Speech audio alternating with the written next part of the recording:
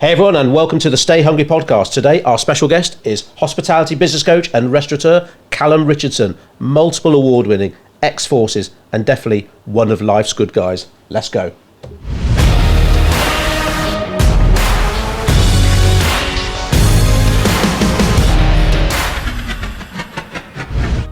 Mr. Richardson, how the devil are you?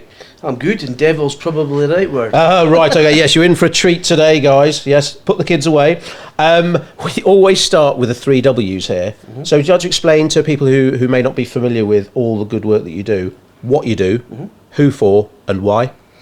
Okay, so I am Calum Richardson. I have the Bay Fish and Chips in Stonehaven. Sustainability is a big key factor of me. I also have Forked Up Coaching, which is for the hospitality industry, so I can coach people, get them out of bad habits and get them moving forward. Also, I supply Compass Group, which feeds the forces, feeds the hospitality industry. I supply them with batter mix and fish cakes. So. Blimey, right, okay. And why do you do what you do? Sort of what gets you up in the morning? Apart from your dogs. The dogs. So obviously you drove down to Shropshire last night, walking the dogs at some silly o'clock this morning like me. Yeah. So, what gets me going is I like to make folks smile. Really, and I think that's what food does. It makes people smile. Chippy tea certainly does. Yeah, but it's my personality. I like to make folk happy. I'm a people pleaser, to be honest. Do you still love being front of house in the Chippy then? Or are you trying to move away from that? I don't really operate much in there. Okay. It's more self-run now. Okay. But I was in there this week, and that was the first time in a while. So how was it sort of pulling back from front of house then? Because imagine with your personality, you must have got to the point where a lot of customers were like, oh, is Calum not in today? And sort of moving away from that. Has that been okay? Or people buying into the team now? I think the crucial thing in the whole of that is you need consistency. Right. So you need consistency. I think in any way of life, especially if it's hospitality, you don't want folk to walk past the door and say, I'm not going in tonight, it's not Calum working. It shouldn't be that. It should be just the same non-stop. So I control, there's only a few people cook in the business, because then we can keep the consistency instead of letting any idiot get in front of the pan and cooking. So the hardest thing for stepping away was myself, was the hardest thing. And I actually... What, letting go, you mean? Yeah, letting go. And this would have been early on. I learned this lesson early on, but I didn't learn it properly early on. The seed was planted. Right. And it's like anything, you look back and there's always something early on, you don't really take it on board. And what happened was, I'd entered Young Fish Fryer of the Year in my first business I owned. It was a car and fish bar. And what happened was, I was in the final 6 of Young Fryer of the Year for the UK. And I thought, what can I do to be different from the other 5? And I seen an advert in the paper. That's right, there was adverts in papers back in the day. And there was an advert in the paper for this thing called Shell Livewire Business Growth Challenge for under 30s. And I thought, and I was 29, and I thought, right, let's see what this is all about. So I thought, I'll go and do this course. Signed up, went away to the west of Scotland for 3 days. Right. And it wasn't a course, it was a competition. Now, I didn't know this. And it was run by ex-forces, possibly special forces. I'm unsure. Nowadays, I would have probably asked. But these guys were high up in the forces anyway, in the army or the Marines. And they basically said, everyone got together and then they put some apparatus on the floor and says, okay, you don't know what this is, build it. I thought, I do, that's a fucking camp bed. That's a bit of kit for shaving. So I'm there, chink, chink, chink, building all this stuff. And then they said it was a competition. So they grouped us, and it was a lot of get from A to B with a rope and a barrel and all this kind of nonsense. And that was right up my street, team playing. Mm-hmm. So I was there having a laugh, enjoying it. It was kind of going back to the Navy for me. And then they made us do this test at the end. It's a famous test. I can't remember what it's called. But you have to read it and answer the multiple choice instantly. None of this having a think. Right. Do it right away. So it would be something like, if a member of staff comes to you with an idea, do you, 1, accept it, bin it, think about it, So I'm going, chunk, chunk, chunk. Came back, the day later and they said, right, you've won. I said, I've won? Won what? So I had to come back and compete against all the other winners from the UK for the year. Right, okay. But they gave me feedback from this test, and the feedback was, I need to step back from the vehicle. I can't progress in life if I don't let go, because there's no room for growth if you're tying yourself to the beast. Wow. And I was like, that is me. And I knew it was. And I thought when I was driving home from the West Coast, how hard it was for me to have that couple of days off to do that course. And I thought, shit, it's right. And then it wasn't until the year before I won Fish and Chip Shop of the Year in my next business, so we're talking maybe 5 years later, and we didn't win, we got to final, and it was the best learning curve I had. But if I'd won then, I couldn't have done the things I've done because I'd have been tied to the vehicle. That was when the seed dropped and I thought, step back. See, I know business owners, well, I'm sure you do as well, who've never been able to let go. They just can't do it. It just causes too much stress, too much anxiety. But some people, they're just not in the habit of letting go, and they micromanage, and it must be hard to work in that situation. Like you say, sometimes you need to get out of your own way. You have to, because, you know, I know for a fact, for my old manager who was in his shop, I could have made more money, especially back in the day. Not so much near the end, but back in the day, I could have made more money than him when I was in the shop. And maybe even now, if I was in and people knew I was there, it maybe would encourage it. Not to say I'm better, but I think I could draw more money. And the place would be tidier, okay? And this used to be what was in my head. It's the old Navy mentality. The place had to be captain's round standards all the time. But then you look back and you think, how much money have we made today? That's a fucking lot of money. Is the shop tidy? Everyone always goes on, the shop's immaculate, the customers. That's what matters. And I'm thinking, so really, shut your hole. The problem's me. It's not anything else. You know, okay, I could get down and cause more mayhem, but what would that gain? Nothing. Probably lose staff. Yeah. So, well, I mean, you mentioned the Navy there. So, I mean, obviously, your coaching business is forked up. You've got the Bay. You've been in the food industry for a long time. But it was the forces first. So what made you sign up to the Navy, and like how old were you?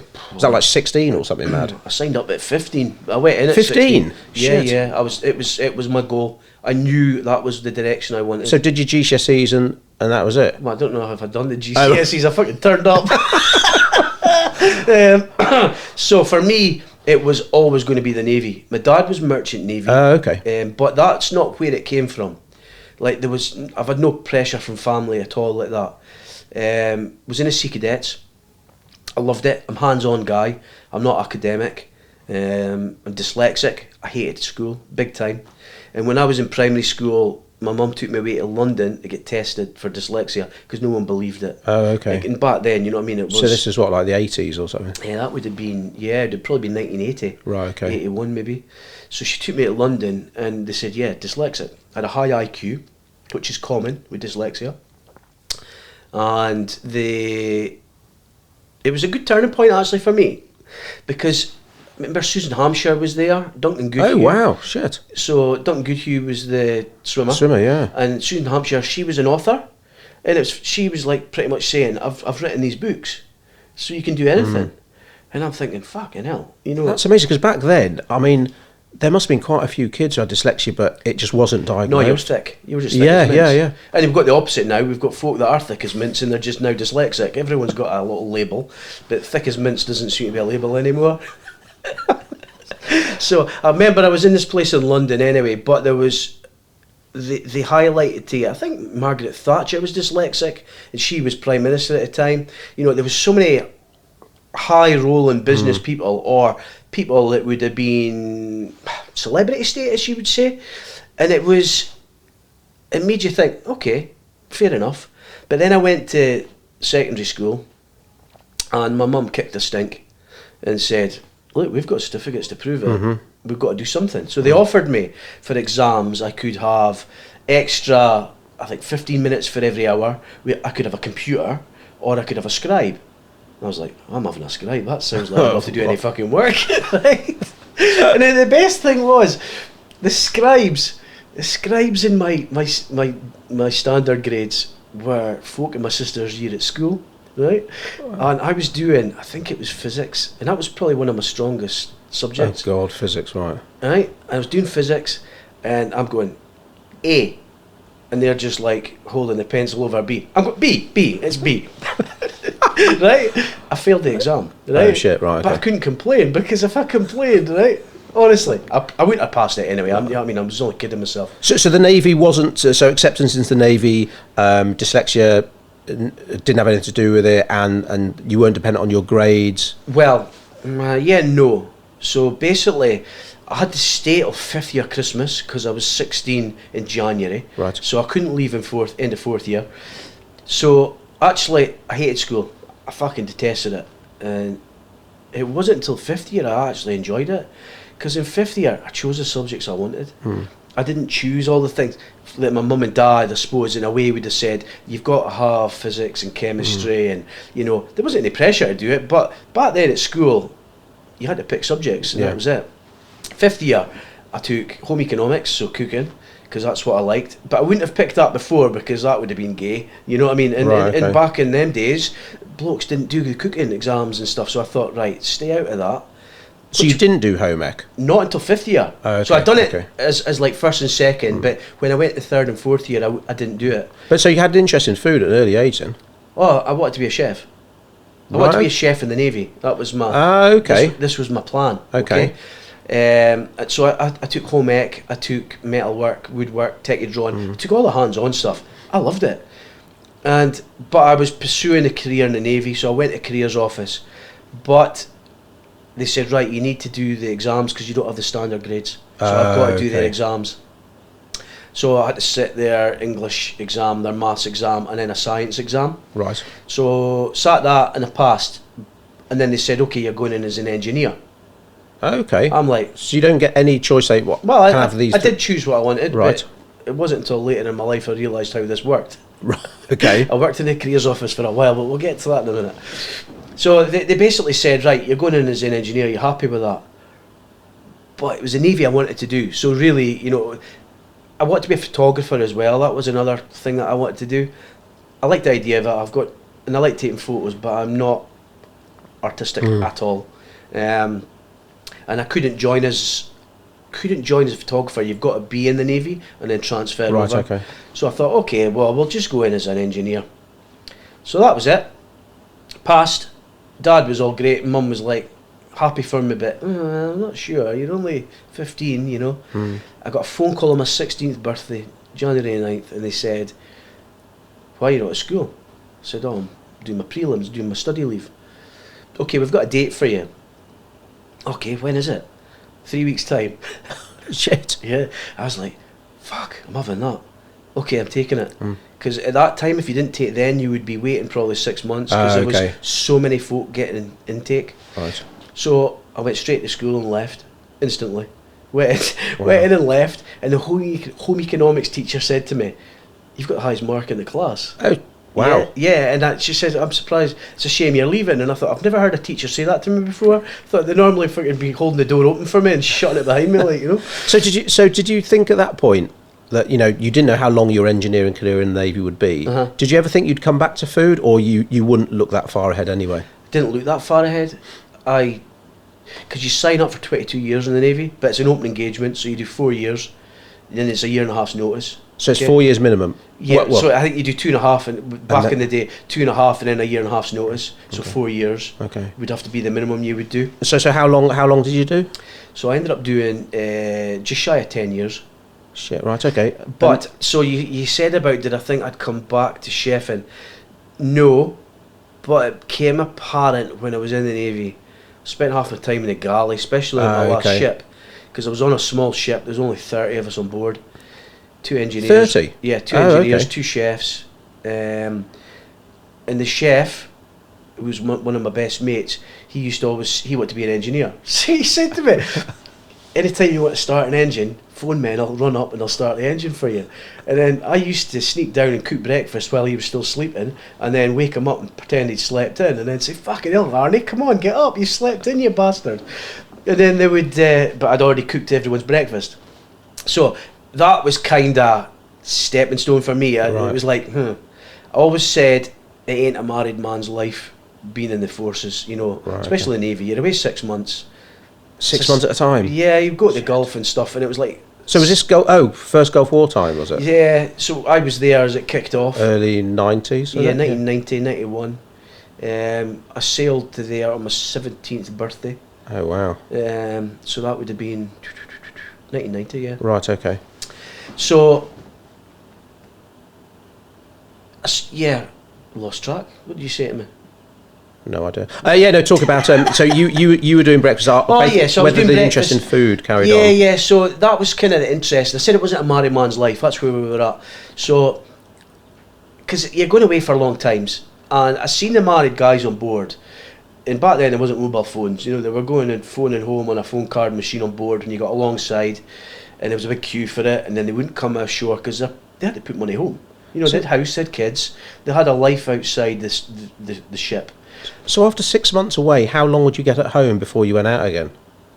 It varied. I remember one year we'd done 6 months deployment, came back, we had 2 weeks leave, port had 2 weeks, starboard had 2 weeks leave, and then we'd done a little bit of maintenance in that time. We were probably away within 2 months for another 6 months. Shit. Right, you know? Okay. So, one married man's life. So I just always said if I was getting married, I think I'd come out. Because the guys that were married, they couldn't just go and be Harley Racket and do what they wanted and be Jack the Lad Sailor. Mm-hmm. So I was due to get married, so I put my notice in to leave. Wow, right, okay. It was really a hard decision because I still love the Navy, but I'm glad I left when I did now. But it was quite it was a real difficult transition. But I should have probably stayed in the Navy because I'm on my third wife. So right, okay. So before we get onto that, so Calum who joined the Navy, Calum who left the Navy, what were those two kind of people? Were they fundamentally the same? No, way different. A lot of folk might turn around and say the same. Sense of humour wise, same. Still up to mischief, same. But as a boss, way different. And actually as a person now, I've changed a lot in the past few years, to be honest. The past 6 years, there's been a big transition in me. So Calum joining the Navy, spotty, skin as they call it in the Navy, because you just are skin in essence. And I was just 16, you know. I mean, that's like my daughter's age. I was a tiny boy. You know, there was guys, I remember turning up, and there was guys that were on their third career. It was almost like last ditch, you know. Wow. Whereas for me, this was the start. But I was brought up to cook at home, iron at home. Better not tell Victoria that I know how to do these things, by the way. And then, but I had all these skills. So I had personal skills where these 28-year-olds that were joining and on their third career couldn't wash their clothes, couldn't look after themselves. So actually it was great. It meant I could focus on the new things I was learning in the Navy, but I didn't have to worry about my own personal appearance and stuff. I had that boxed off. So going into the Navy, I was skin, young, naive, yeah, but I was up for it anyway, you know, and I was looking at this as a long-term career. Came out of the Navy, mid-20s. That's really, really difficult, you know, like, I know you've podcasted Ollie, all these guys will tell you the same, and it's a bit different for them because of the job they had, but the transition from forces to Civvy Street is so difficult. So when you left, I suppose you didn't have the next step planned, did you? Or did you know what you wanted to do? So my first wife's family had a fish and chip shop, and the original plan was, I was helping them out in that, and the original plan was that I was going to take over the lease of that, but that went wrong because the landlord didn't want to renew it, so we ended up buying a building, an old building society, 3 floors, and creating a 2-floored restaurant. So when you say we, this is you and your wife? And her family? Ex-wife and her family. Right, okay. So we created this restaurant, and it was difficult because my ex-wife was pregnant at the time. Right, okay. So she was out of the business. My ex-father-in-law had heart problems, so he was out of the business. So I was on my own, but it was good because I learnt quickly that way. Okay. You know, you really had to get on with it, and it made me hungry. So what couple of the biggest lessons you learned at this period that have served you in good stead? I think you have to believe in yourself.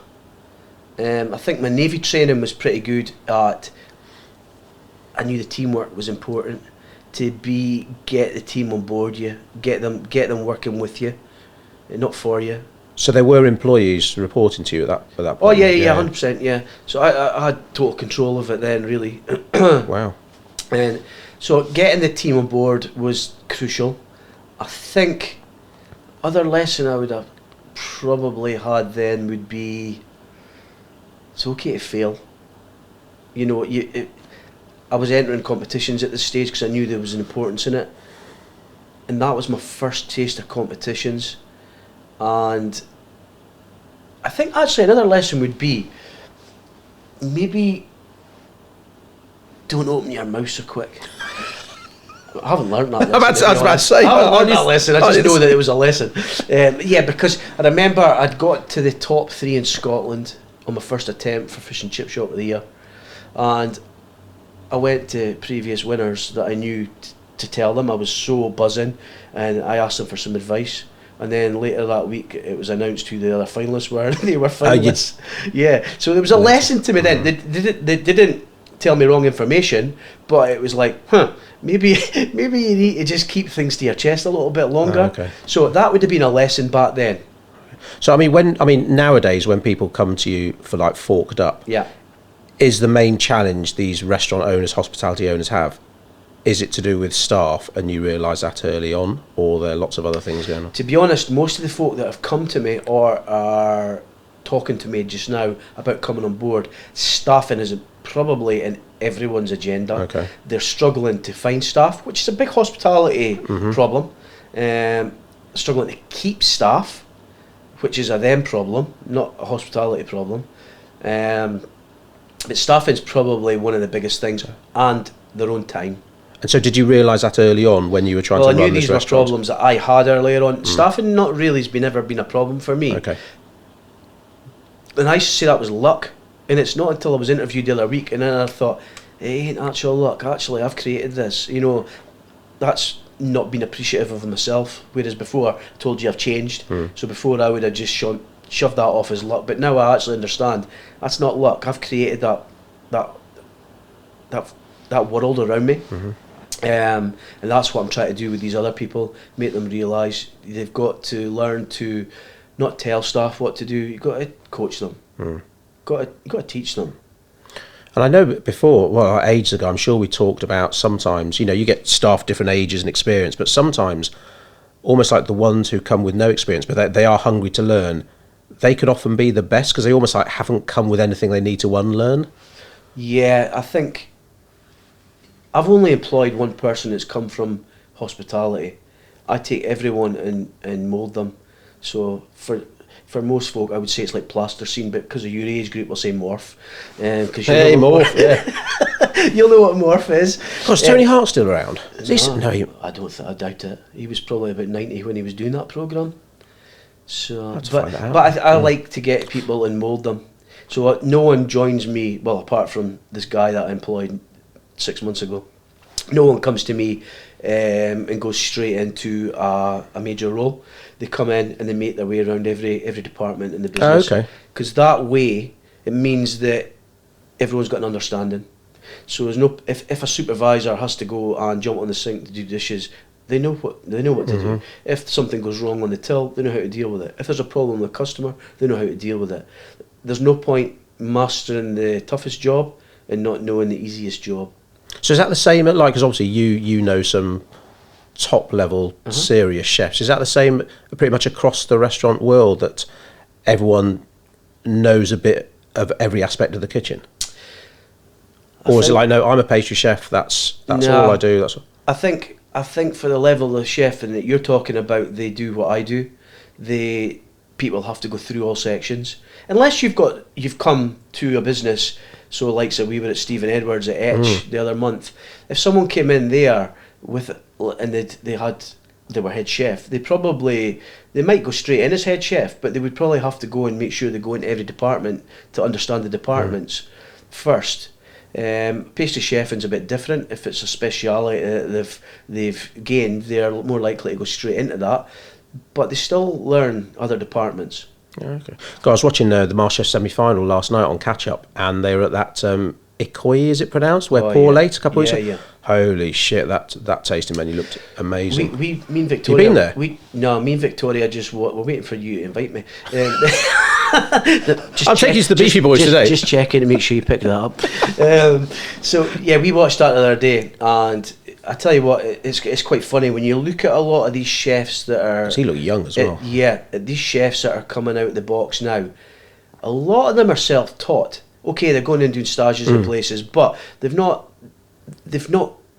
been handed this. They've come from another career like he had. Fuck me. He was in banking or something, wasn't he? And it was like Jeremy Chan, The passion and the knowledge and the skill set, it just oozed. But you've seen the way, actually, it's a prime example. You've seen the way he spoke and handled the young chefs that he had. Now, let's face it, them chefs were young. There's a 22-year-old and a 24-year-old that are now in the finals. Fucking hell, look how good they are. I know. At that age. How's that possible? It's crazy.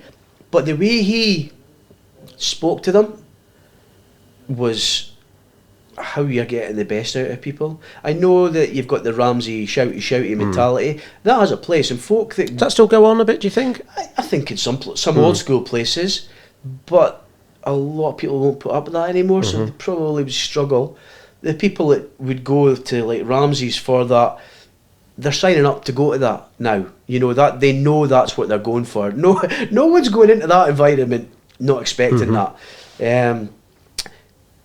He has his ways of how he gets it out of people, and I don't think it's as bad as what is portrayed.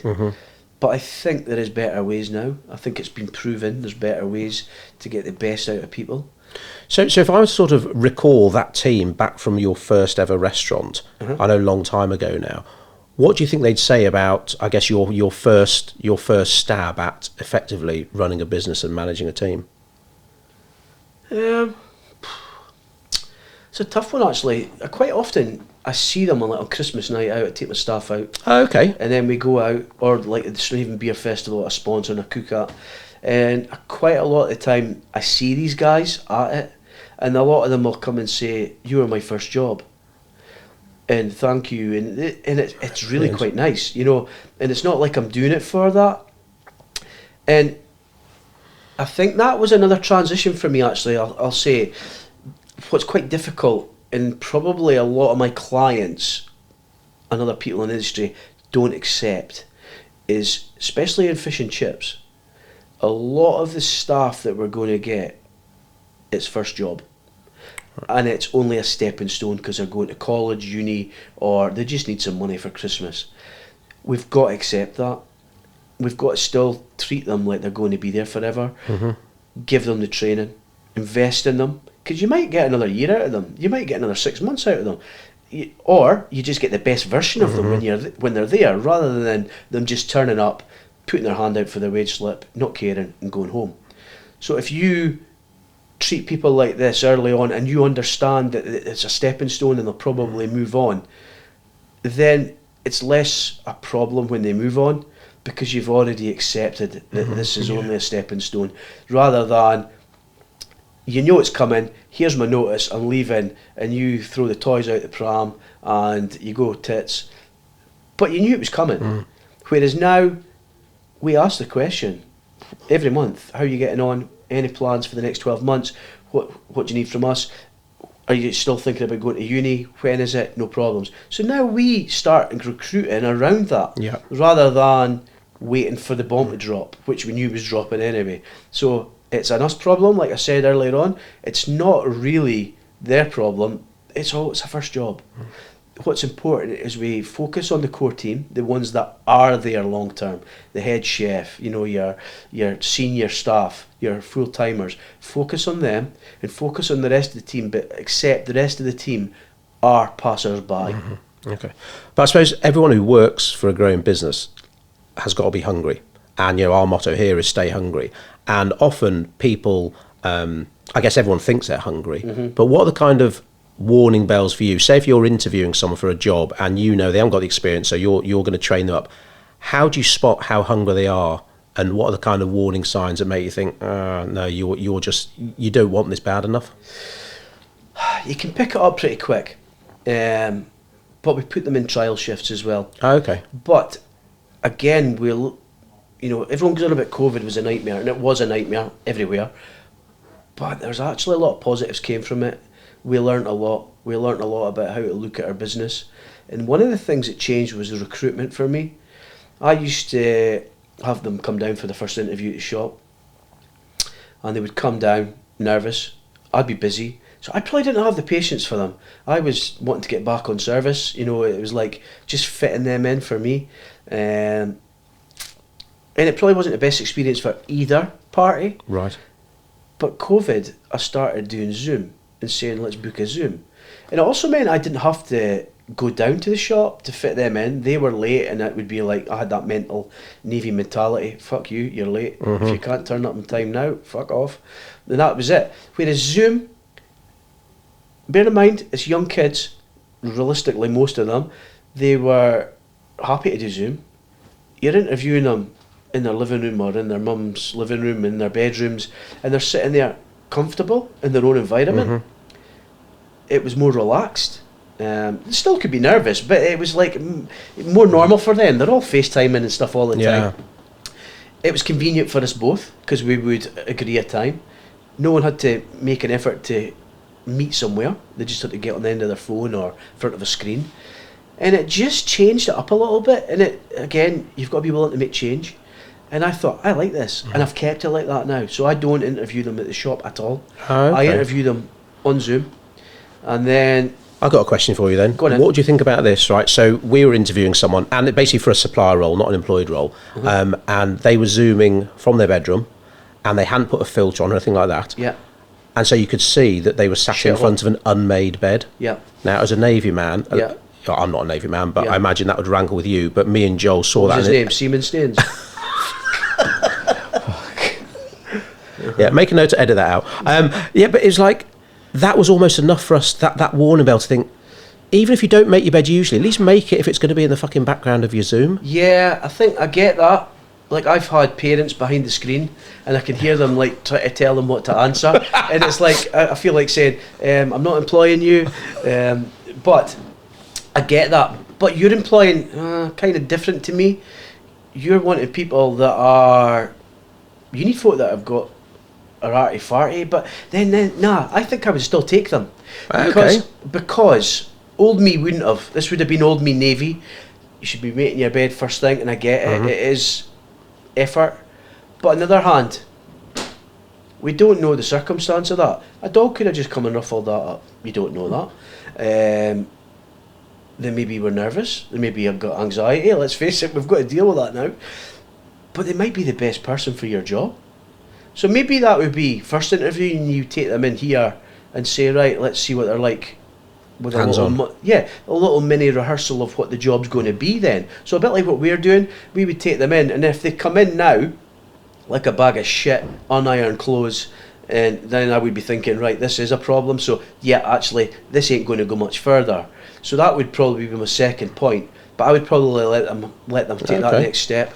Old me wouldn't have. Because there's another marketer we know, and when they're interviewing, they do get people to come and basically work in the office for a day. Yeah. And just so you can actually see hands-on what are they like. Yeah. And maybe that's the next step for us. Well, I would do that because this is what we started. I should just take them on. Yes, no. And I used to think, well, we can get a day within the year if it doesn't work out, or they might go.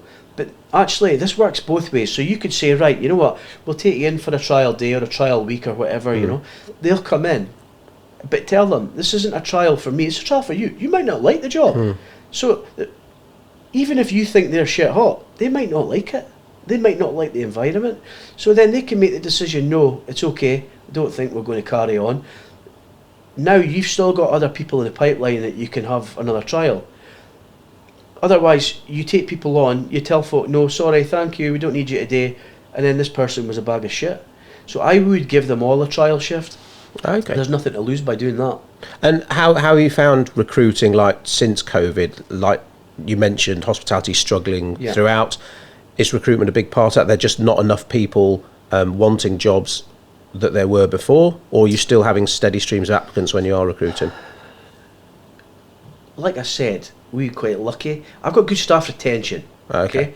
So we don't generally need to recruit a lot of folk. It's normally the come and goers that we need to recruit, which is easy. There's loads of them out there. The quality of people that apply now is a bit mixed. Okay. So some people, it's like, you do know you applied for this job, you know, it's like, fucking hell, put at least a bit of effort, at least lie, you know what I mean? Don't just sit there and say shit all. But I think if you were looking for skilled set, I think it would be harder, because a lot of people that have got the skill set took COVID and moved on. They decided, you know what, I don't need responsibility, I don't need to work all these hours. So they've taken jobs like delivery drivers for Tesco's and stuff, whereas they can make decent money and work for themselves almost. But there is good people out there. I think you've got to be known for being a good recruiter. You've got to be known to be treating people well. You know, like you guys here, you know what I mean, you've got your pool table, you've got a good atmosphere in this office. So actually you do want to take people here and give them a trial. Let them see what you've got, because all they see is your brand. Let them come in and see what you've got. So what kind of tips do you have anyone listening for staff retention? Because like you say, retention is much better than having to go through the pain of recruiting. So I think staff retention builds a relationship, because it's about relationships. So for like me, I've got a lot of youngsters, and maybe not so much now, but when I was in the business at the coal front all the time, I was like an agony aunt, an uncle, a dad, you know, to everyone's problems. And that was good, because I don't take it home with me, but I do go out to help them. You need to have an open door approach, so that if someone has a problem, so like during COVID, one of the girls told us that she had mental health issues. Right. So we put all the staff on a mental health course from home, because we thought that'll help the girl, and let's all be open and help each other. Got to pay them well. Okay. So like, we're real living wage employers, first folk in fish and chip industry in the UK to be in it. So we pay the KP, so the kitchen porter gets the same money as a person dishing up the fish and chips, because for me, the person doing the dishes is as important as the person dishing it up. The only people that get more money is the person frying it, or chefing, and their runner, because they've taken on a bit more responsibility. But and also the lesson I learned when I was in the Navy, I was on a junior's wage because I was 16, so I was out in the Gulf at 17 on probably £400 a month. Blimey. Whereas all the other guys were all on £1,000. But my boss put in for me to get a temporary raise to it was like an acting normal wage, because I was doing the job of an adult anyway. And I got it. And I remember the feeling of being skint, doing the same job, and then being equal to them. And I liked that. So when I started the real living wage, I decided, you know what, an 18-year-old does need the same amount of money as a 22-year-old. They want a car, they want a holiday, they might want to buy a house. And in this day and age, you need to start saving a little bit earlier than back in the day when you didn't have to have so much money. And you were the first fish and chip business to do that? In the UK, yeah. Blimey. So like, we pay everyone the same. Wow. And it means it's above national minimum wage, so it gives them a good wage. I mean, it costs me money, but you know what? Let them leave. That's probably why we get a lot of attention. Why would you leave us getting paid £11.50 for doing dishes when you probably get £4.50 from the place along the road? And that's fact. You know, you'd have to work three times the amount of hours. The other one is the hours. Try and accommodate with what they want.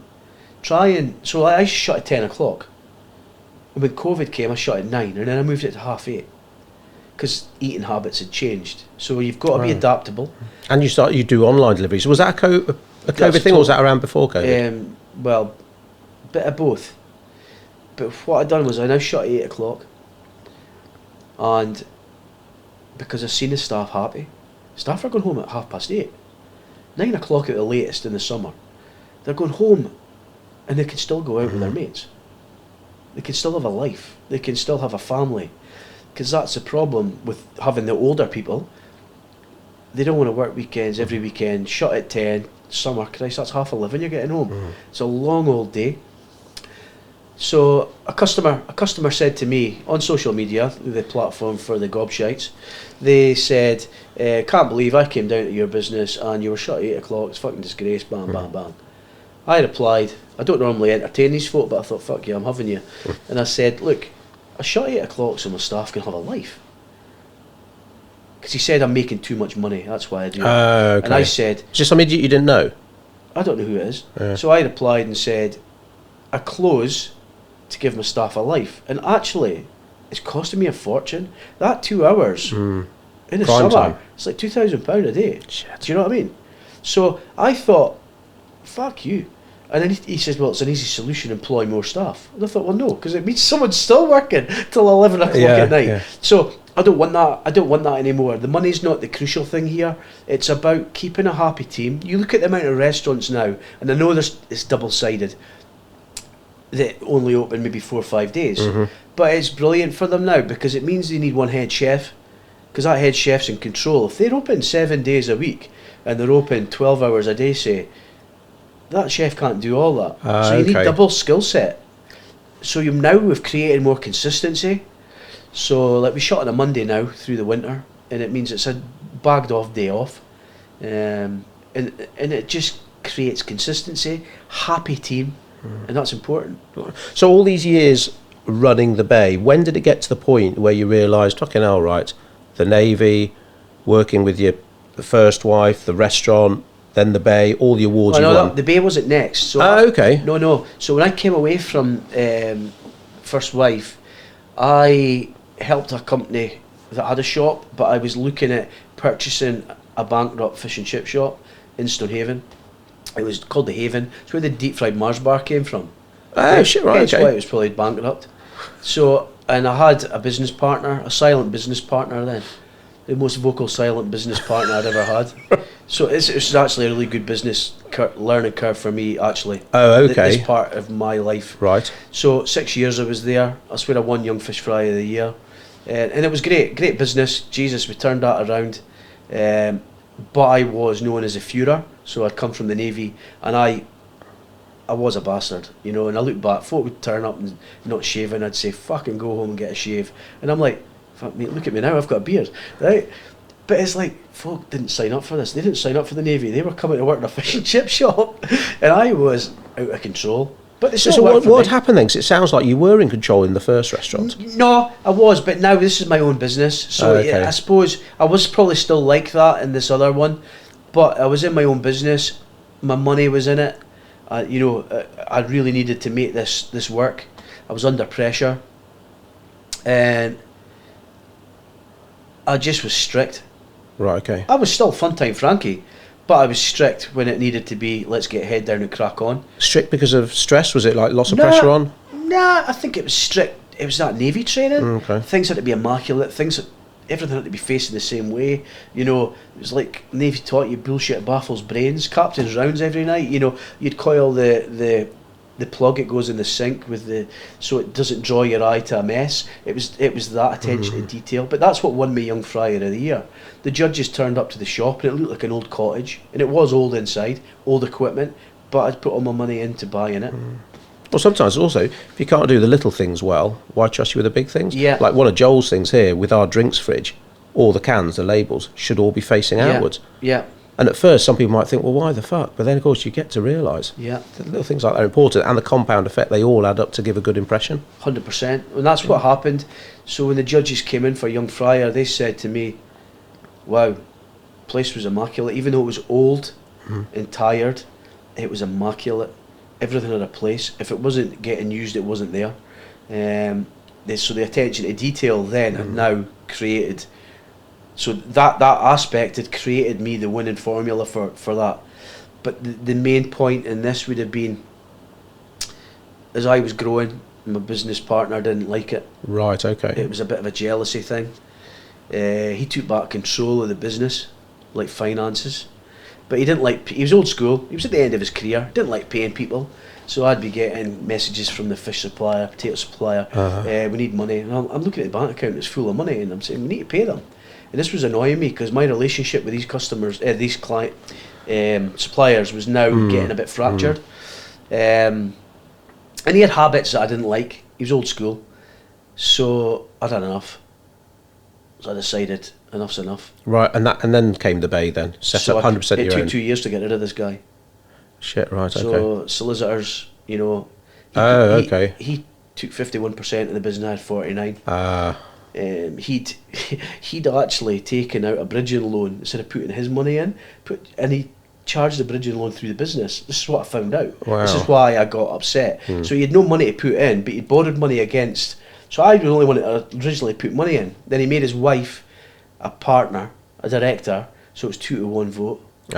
So he changed the solicitor to his solicitor. So you see the pattern here. I could have rolled over easy, but I went for advice, and I paid big money for this solicitor, and it's probably the best thing I've done. Wow. So he'd actually put the shop up for sale to get me out, but he couldn't get me out because I said I wasn't moving. I was an employee as well as a director, so it was messy. Okay. We had to outbid each other for our own business, and in the end, I walked. I took my money, and I built the Bay from there. So number one lesson from that relationship? Don't have a business partner. Okay, I won't tell Joel that. Yeah. 51-49. Similar thing happened with Emma's father. Yeah. And that majority sometimes. I think sometimes you need a majority because someone does need the power, but I don't think that's a long-term relationship. You know, I think that's not going to work. I think partnerships have got a place. Do most people who come to you for help, are they mostly guys or ladies on their own? I've got a mix. Okay. I've got a mix. But most of the partnerships are either brothers or partners. Okay. As in sexual partners. Blimey. So you've left that, start up the Bay, Yeah. obviously winning awards, sustainability. Well, so awards for me, I was always into awards, but when I came away from the Karen, I wasn't allowed to advertise I'd moved. Oh, right, okay. That was part of the agreement. So I thought, okay then, if I win awards, I'm not advertising, that's free publicity. And that's where I thought, do you know what? I know what will hurt this person is by going out and working hard and being the best. So it made me, I've always said, when your back's against the wall, it's when you perform the best. So if you're financially in a corner, you know what? You double down and you make it happen. It's when you get complacent, when you get comfortable. Yeah, the comfort zone. Yeah, very dangerous place to be. Yeah. Yeah. So how long have you had the Bay for now then? So the Bay is 17 years. Wow. And when did you realise, or when did you start thinking, actually, I've amassed a shitload of knowledge, I could use that to help other business owners? When did those kind of seeds start getting sown? So I was doing consultancy work for past 10 years. Okay. Going around businesses all over the world, helping people open businesses or helping them set up. And I loved it. But the problem I had was they were controlling my time. So let's just say, and it wasn't necessarily them. So like the gas engineer might be late at coming and putting the gas into a building, so it would delay by a fortnight maybe for the opening of someone's restaurant. And then they would say, we're not opening for 2 weeks, and I'd be like, shit, I'm going on holiday in 2 weeks. So now I can't deliver on what I promised. And it's like, so it made me hold back on what I was enjoying doing. And it kind of, then I started getting coached, and our coach turned around and said to me, I don't know why you're not coaching people, because you know this would be your route. And it made me think, you know what, actually that's a great idea. So we came up with this idea on my full day mastermind with him. I drove home from South Shields back to Aberdeen, and I come up with the name and came up with the concept on that 6-hour drive. So when was this? What year was this then? A year ago now. That's a year ago. Exactly a year ago now. Wow. And what do you enjoy the most about what you do? I mean, you mentioned way back at the beginning about, you know, seeing people smile, helping people, but what were the particular aspects of the coaching that make you think, That was a good day.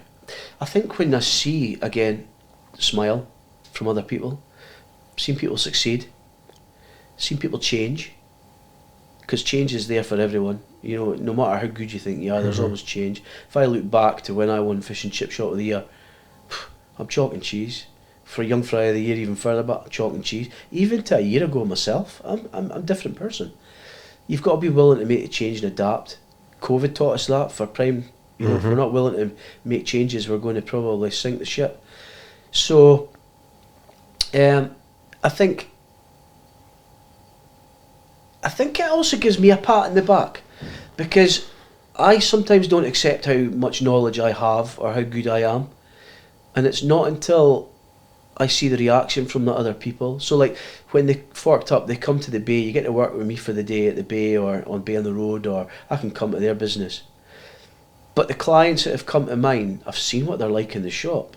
And then they've turned around and said, that's the nugget of gold. I said, how's that? And they said, because you're out the door, you're cooking, you're teaching me, your staff are getting on with it, and it's smooth as anything, right? You've done twice as much money as I would have in that lunch service, whereas we'd be shouting, chips on, someone get this, and it's just calm and collected. And it's that Navy mentality, I think. It's just because it's rehearsed, and everyone knows what they're doing. We've got specific jobs, so we all know what our place is. And I take that for granted. So is it quite, not easy, you know, it's built on experience, but is it quite simple for you to see where the points of friction are in a business that maybe the business owner is blind to? Yeah, I think so. And I think a lot of the time it's, you know, so people will turn around and say, I'm struggling to keep staff, and I'll say, it's not the staff, I think it's possibly you. You know, maybe your approach. Okay. You've overcomplicated it. Do the staff know what their job role is? No. Right, well, maybe we need to start with the basics. And most folk don't have that. They don't have exactly a job spec. So not only do you know what that person's meant to be doing, but they know what they're meant to be doing. So we've got to get it from ground level and build it back up. And it's not realistically difficult, but they've got to drop their ego and be willing to make change.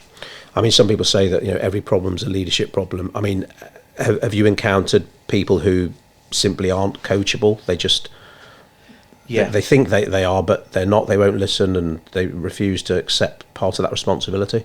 Yeah, I think that's definitely been the case. Some people, but then sometimes you think, I've coached people and thought they've not had anything out of it, and then they've said they've enjoyed it, and I'm like, shit in hell, how's that happened? But they've not all done full deep like what I would. But then that's why I'm doing what I do. I mean, I'm different. I accept that. But some people are just uncoachable. But that's where I would let them finish their 90-day training with me, and I wouldn't invite them into the 1-year programme. Okay. Because they maybe would want to be in it, but it would probably draw it down for everyone else that's in it. It's not the environment I want to create. But the penny will drop with them people later on at one point in life. I 100% believe it.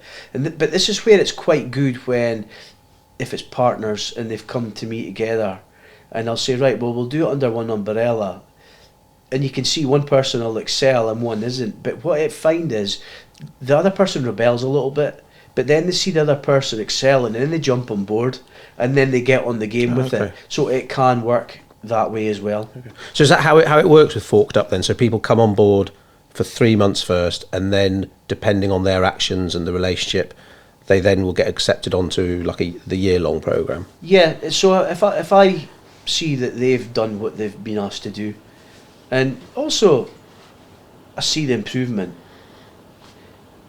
in their willingness, and also if they're financially capable of being in it. I wouldn't want anyone to break the camel's back just to be in my programme. You know, it's not what it's about. So as long as I could see that it was bringing added value to them, I'll carry on giving them value, and I would invite them in for the year.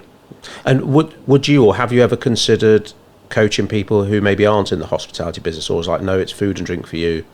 Because I guess the rules can be applied to most businesses, but what your niche is? I 100% believe I could coach pretty much any business. but I've got a niche, so I think I would just go in a pool of load of coaches. I'm doing what I do, and I'm known for being good at what I do. I'm not known for being good in code break, you know. Although I could come here and put some good ideas in, it's not my niche. It's not my network. So stick to what you know. Don't dilute what you're good at, because that's all you would do. Is you just be diluting what you are shit hot at, and then you just become one of everyone else. So I mean, definitely a commonality between us and a lot of the people we mix with. Height is.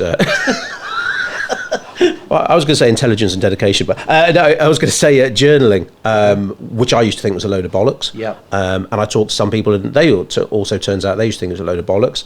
But I've been journaling for years now. You probably even longer. Do you want to tell me sort of what part that plays in your program, and what part that journaling plays in your own personal business life? So exactly same as me. Dyslexic. A pen and paper is a total no-no. And it was something I just thought, what a load of shite, you know, and it was like meditation, you know, what a fucking bullshit, you know, and this is my mindset, and I just thought, that's rubbish, but I always thought, I've done alright without it, I don't need it, I manage without having a calendar, I manage, fuck me, I don't know how I got where I got. Honestly, I look back now and I think, I was flying by the seat of my pants. You know, I got up every day and took every day on the nose. Let's go. Let's have it. Let's bring it on. And I smashed every day, but I was working my arse off. Then I started journaling, and it was like, yeah, okay, whatever. Started filling it in, but then it was pretty good for me, because I didn't do it for a business reason. I started journaling for a personal reason. I had problems with personal life, and also I'd lost a manager that I had 22 years, and it had affected me, not in business, it affected me personally. I took it quite personal. You know what I mean? It was like a son to me, and I found it difficult. So this journaling became really good way of structuring my day, but also preempting shit that was away to happen. So I knew I was going to pick my kids up and there could be shit to fly with it. So I preempted what was going to happen, and all of a sudden it was like, oh, it didn't bother me. Whereas I would have gone down that route, a bit like what I said earlier on with the staff coming and going. I knew they were going to go. So it's like scaling that back to a daily thing. You knew that this problem could come and hit you on the chin today, so what will I do if that problem comes? So when the problem did come, you've already managed to deal with it and move on without thinking about it. Whereas you're really in the back of your head before, you knew it was coming, you just wouldn't admit it was coming, and then you would throw all the toys out the pram. I don't know why, probably just to let everyone know that you were there. So journaling was good for me. And that question, I know Victoria hates it, but I liked the preempting one. She doesn't like that one. Everyone's different and gets different areas of like thriving out of it. But for me, I can look back on my day and see what's working, what's not working. And also, having 4 things to do a day instead of trying to do 104. And actually, the 104 things that I used to try and do, I got 2 of them done, and there would be another 5 things at the bottom of that list. So the list just got bigger and bigger and bigger, which then puts you down in a dump. Whereas choosing 4 things, you probably get 6 things done. Or if not, you get 2 things done, but guess what? It's 2 good things, 2 structured things that have created some direction. That's probably the best answer I've had to that journaling question. How long would you say it took you consistently journaling before you started thinking, shit, I think this is actually working, you know? Because you can't just probably give it 3 days, think, right, that's shit. Was there a moment for you when you thought, well... Probably my 45-day review. Oh, okay. And I thought, shit hell, have I done all this? So it was reflection. And then I thought, this is working. I started buying into it. I hadn't missed a day because I'm a committer. You know, this is that forces mentality. When I commit to something, I'm committing. I don't ever say I'm going to do something and half-ass do it. So I committed, I filled it in, and I filled it in every single day. Even when I went away on a hike, for 14 days in the wilderness, I was putting it on my phone. But the 45-day review, it made me realise it works, and I was bought into it, and that was it for me. It was just like, this has a purpose. Yeah, it's strange, isn't it? Like, I guess, well, so many people I've talked to had the same feeling as us, that it's writing in a fucking diary in the forest, clapping symbols together. Yeah. Don't need it before. You don't need symbols. Yeah. Everyone needs symbols. They kept coming back to the 6 words. Well, you can get the clap, but you now know in the journal that you've got to go to doctors in the morning to deal with the clap. Is that a different clap? Oh, okay. Fucking hell. The 6 words that will kill any business. We've always done it this way. And like you say, I didn't need journaling before and I've done all right, or I've always done this and that's always worked. But like you say, you're running around like a blue ass fire, you feel busy, but the things you need to do, you haven't done because you've been busy trying to like solve the world's problems. It's that old the word of busy fool. Knowing those non-negotiables that are going to move you forward before you get pulled into other people's circuses. Calendar is probably a game changer for me. So like, I wouldn't have had a calendar, for me, I just wouldn't. Actually, I'd have probably been a rebel against it. And I tried it for a while, but I didn't buy into it, because I didn't do it properly. I was putting some things, and then because it feels like a burden. So like, a prime example would be gym. So I'm going to do the gym, so on a Sunday I choose what days I'm doing the gym. Actually, that's the wrong answer. So now let's choose, this is the days I'm going to do the gym, and I'll put it in my calendar and repeat. So it's now in my calendar forever. I can move it if I want, but it's in there. So now it's not a hassle, it's in. So like in the business, I'm getting the range service, right? Okay, let's get that booked in now. What do you mean? Let's book it in now for next year. Yeah. Bang, it's in. So now we don't have to, it's in there. All of a sudden, so my calendar, all the way up till I go on holiday later next year, it's wedged. But it's wedged of things I want to do. It's wedged of things that I enjoy, or it's important. So and I've got more free time. I'm doing more of the things I love doing because I can control my day. Whereas before, I was flying by the seat of my pants. And sometimes that flying by the seat of your pants, it can be exciting. Yeah. And you think, shit, this is great. But like you say, in terms of knowing what your goal is, and are you actually on the most direct path there? Probably not. So you might end up in the same place, but it'll just take you shitloads longer. Yeah. And you probably burnt yourself out doing it. Well, I think there's a prime example as well, as I was always a book a holiday just before a holiday. Let's get a deal. There's no deals to be had nowadays anyway. You end up getting a second-rate holiday that you really want on not the date you want, and it doesn't work. But or what happened is you'd say, I'll book a holiday in the summer, and then summer would be over and you think, shit, I'm not on a holiday. That would have been old me, whereas now I'm booking way ahead. I'm saying, fuck it, let's go to Jamaica in January. When? Let's choose the flight we want, the time we want, and it's perfect. It's in your calendar, it's done. A lot of businesses say, I can't get time off. They'll say, that's funny. You just come back from holiday. Yeah. So you've just had time off. Yeah, but it was a lot of work for me to get to that stage. So just put that work in every week. So then you can have that all the time. And it becomes easier and easier and easier. That's what folk have got to do. They've got to get into habit. Yeah, that thing about, I don't have enough time. Usually I just say to people, show me what your screen time is. Yeah, big time. Shit, 6 hours a day. It's it's mad, isn't it? So, to round things up, got a couple of big questions for you. Yeah. A couple of easy ones. Big one, what's been your biggest achievement in life? And then, what's been your biggest achievement in business? Oh, biggest achievement in life? Personal life. Yeah. Fuck me. That's a difficult one. My personal life has had many high and many, many low. But usually my highs come on a bounce of a low. I'd probably say my biggest personal achievement is meeting Victoria. Oh, okay. She's been a real solid rock for me. When was that? So she started stalking me 5 years ago, I think it was. What, stalking you on the socials? Yeah, stalking me, yeah. Stalking me, and then she started like turning up to my van. Then actually, I got in, what was that book? Fuck, I got the highest entry in world eating experiences in the I've got the highest entry in the UK. It's number 32 in the world. It was Lonely Planet Guide. That's what it was. Okay. And the day that came out, I didn't know anything about it. It was all over the news, and I was like, "Fucking hell!" And social blew up. I was on Chris Evans' show and everything with it, and Victoria had dropped a bottle of gin off at the shop. I'd never met this girl, right? Right. And someone said, this girl from the golf course, she had a restaurant at the golf course, has dropped a bottle of gin off for you. Oh, and right. someone said to me, that I know because I posted a picture of it, who's your next victim?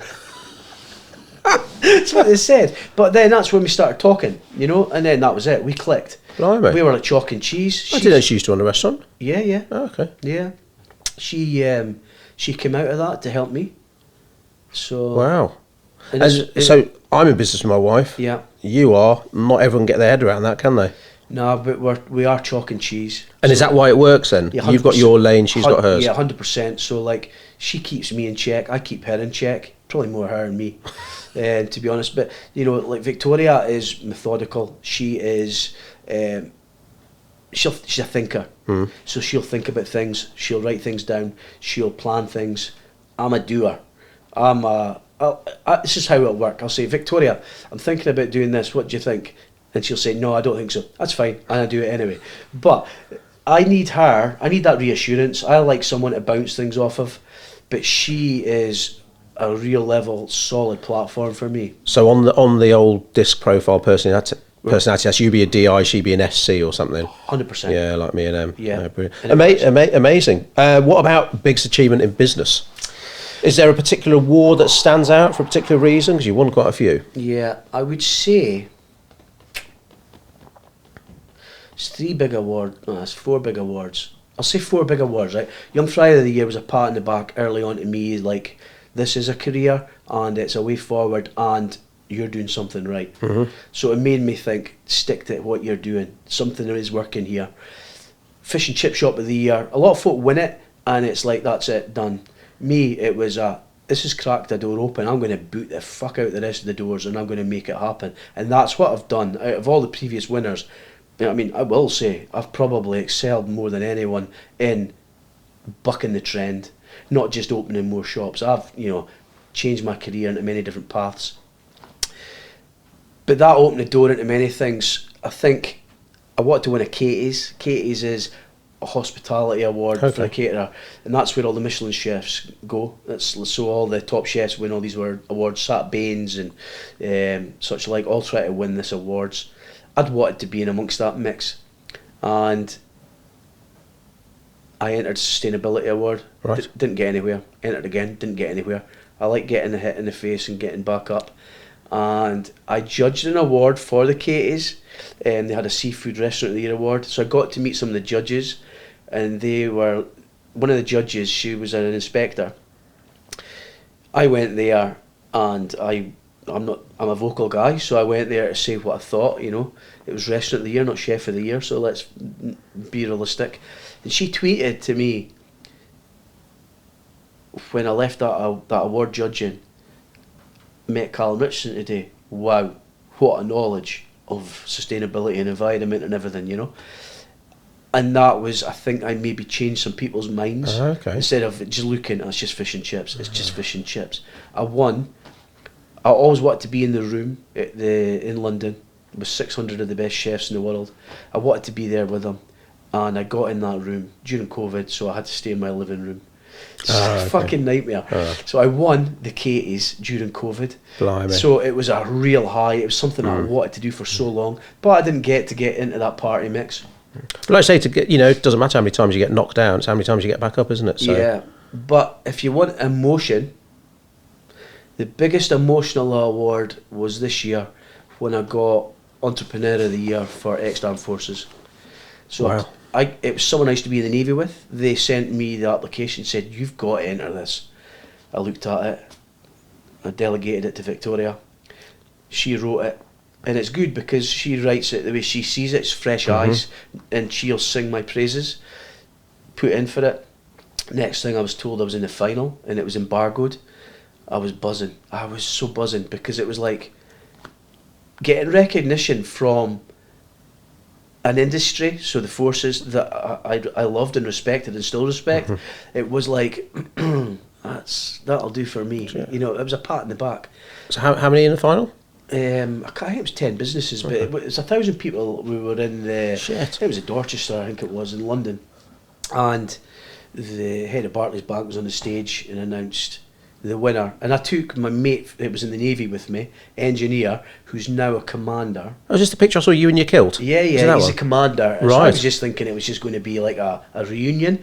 I wanted to. I think it was like 34 years to the day that he'd been in the Navy. He signed up. Wow. So I was like, well done to him. And then they called my name out. Victoria Yelps. I'm up on the stage, me doing a selfie with the crowd, and it was like, Oh man. that was quite an emotional thing. And then the next day, the messages I was getting from ex-forces and stuff, and it was like, you know what? That made me feel good. That made me feel good about myself. And I think the ones that are not in your industry are even more special because it's a little bit more. Amazing. So that'll be my biggest achievement. Bloody hell. And that is one hell of achievement. Right, a couple of easy ones for you now. All right. To wrap up. Quick fire. Favourite film? Shawshank Redemption. Oh, nice. Nice. Love that film. Favourite mistake? Not so easy, this one. Favourite mistake?